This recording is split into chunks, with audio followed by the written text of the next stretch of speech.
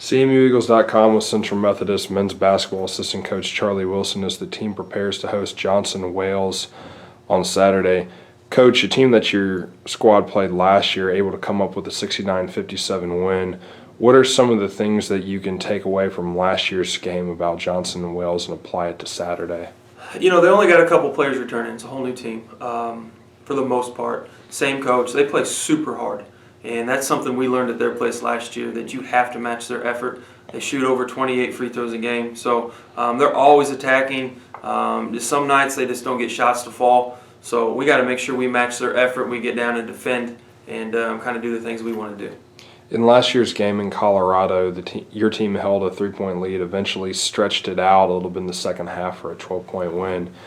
This team this year has been able to put together strong second halves after not necessarily playing their best basketball in the first 20 minutes.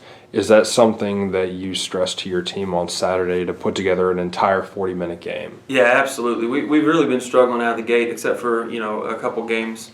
And we can't keep doing it. You're not going to be able to win many games in our league at all, only playing 20 minutes. So it's something we're definitely stressing. This is our last official tune-up before we get to Valley and conference games. So playing 40 minutes has been a big issue for us. It's something we've been stressing. Hopefully on Saturday we can start taking that step. Last year your team had to make the long trip out to Colorado. This year it's Johnson and Wales' turn to come out to Missouri. Do you think that plays in your advantage?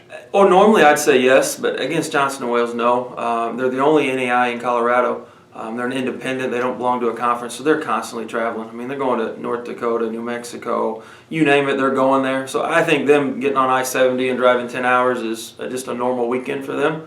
They play us tomorrow. They go to St. Mary's on Monday, so it's just a normal 2-game road trip for them. So if any team is used to playing on the road, it's Johnson and Wales. Andrew Bonner is Johnson and Wales' leading scorer, just a little over 17 a game, but they have several players average double figures in scoring.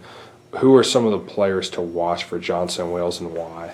Bonner's pretty good. He was there last year. He plays super hard, super physical, has a motor that never stops, and so he's one that you have to match his effort and his energy. The Mitchell kid's shooting the ball really well, really confident. They got some guards that really attack well. Big inside, that's big and long. So they got a nice variety. They got a good team. They haven't gotten shots to fall. They're getting good looks. They're playing good D. They've had some bad luck. So they play super hard, and when you play hard, you're gonna have a chance. This team is 0-7 coming into Puckett Fieldhouse on Saturday. What do you say to your team to keep them from looking at Johnson and Wales' record and get them to play hard? Just that. You watch on film, you're not going to look at an 0-7 team. So the film, like I said, they're playing hard. They're having some bad luck. They've had some injuries. They've missed a couple of key guys in some games. They've been in every game up to a certain point. So if you don't play hard and you don't play fundamental, you're gonna get beat, and that record doesn't really matter.